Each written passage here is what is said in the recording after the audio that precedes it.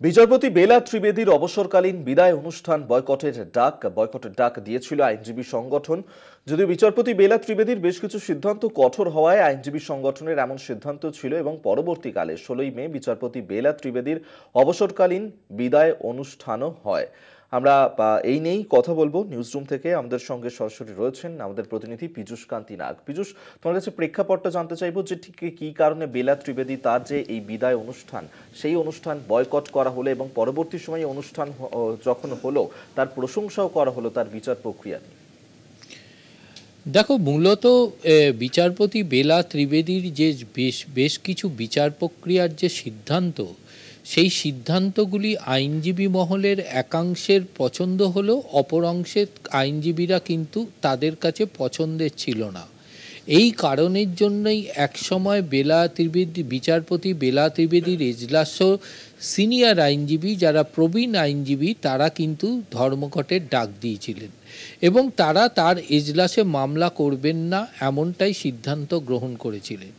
তোমাকে যদি একটি উদাহরণস্বরূপ বলি, তাহলে কোনো একটি মামলায়, অর্থাৎ দেশদ্রোহিতার একটি মামলায় এক অভিযুক্ত সেই দুটি রাজ্যের বিরোধের ফলে তার মামলাটি কোন রাজ্যে হবে তা নিয়ে কিন্তু দ্বন্দ্ব দেখা দিয়েছিল। অর্থাৎ এক রাজ্য বলছে সেই রাজ্যে এখতিয়ারভুক্ত নয়, অপর এক রাজ্য বলছে তার এখতিয়ারভুক্ত নয়।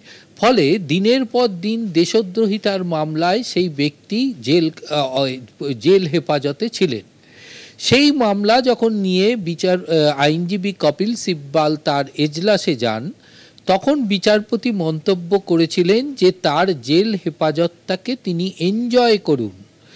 এই শব্দটি যখন তিনি আইনজীবী কপিল সিব্বালকে বলেন এবং সেই বিষয়টিতে বিচার প্রক্রিয়া করতে দ্রুত করতে তিনি রাজি হননি, সেই সময় কপিল সিব্বাল পরিষ্কারভাবে তাকে জানান যে এই যে ব্যক্তি দিনের পর দিন জেল হেফাজতে রয়েছে এবং তার ক্ষেত্রে সংবিধানের 21 নম্বর অনুচ্ছেদ কিন্তু তা লঙ্ঘিত হচ্ছে, কিন্তু তাকে এই বিষয়টিকে করুণার সঙ্গে দেখা উচিত আদালতের।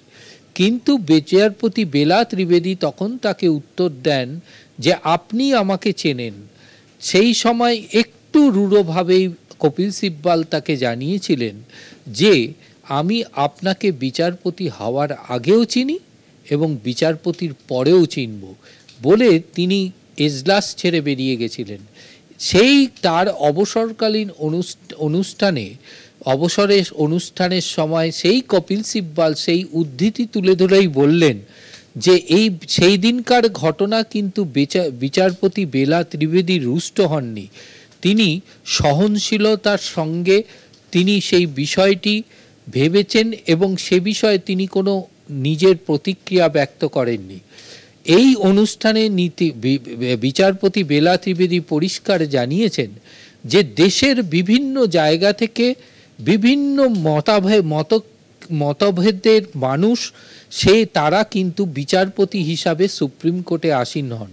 সুতরাং প্রত্যেক বিচারপতিরই একটি আলাদা মত থাকতেই পারে এবং বিচার প্রক্রিয়ার ধরনও কিন্তু আলাদা হতে পারে। এটাই হচ্ছে ভারতীয় বিচার ব্যবস্থার একটি অন্যতম দিক। কিন্তু সেক্ষেত্রে সবসময় এজলাসের মধ্যে ন্যায় অর্থাৎ আইনটাকেই সব থেকে প্রাধান্য দিয়ে দেখতে হয়।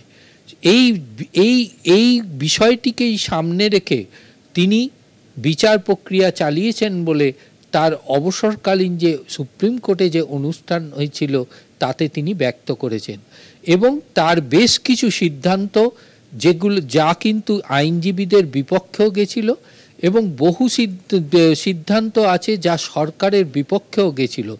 তাই এই অনুষ্ঠানে সলিসিটর জেনারেল তুষার মেহতা তাকে উদ্দেশ্য করে বলেছেন সরকারের বিভিন্ন মামলায় তা কিন্তু কেন্দ্রীয় সরকারের বিপক্ষে গেছে, তবুও তিনি মনে করেন যে বিচারপতি বেলা ত্রিবেদী ছিলেন বিচার প্রক্রিয়ার একজন অন্যতম নক্ষত্র বলে তিনি তাকে ব্যক্ত করেছেন।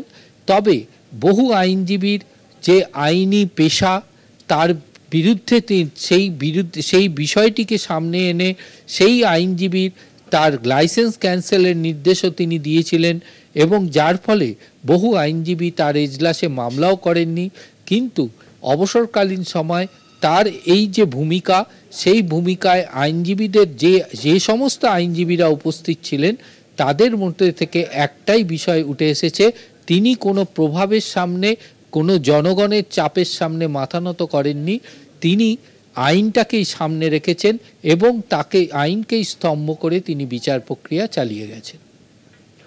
ধন্যবাদ তোমাকে। এতক্ষণ সরাসরি আমরা কথা বলছিলাম নিউজ রুম থেকে, আমাদের সঙ্গে ছিলেন আমাদের প্রতিনিধি পীযূষ কান্তি নাথ।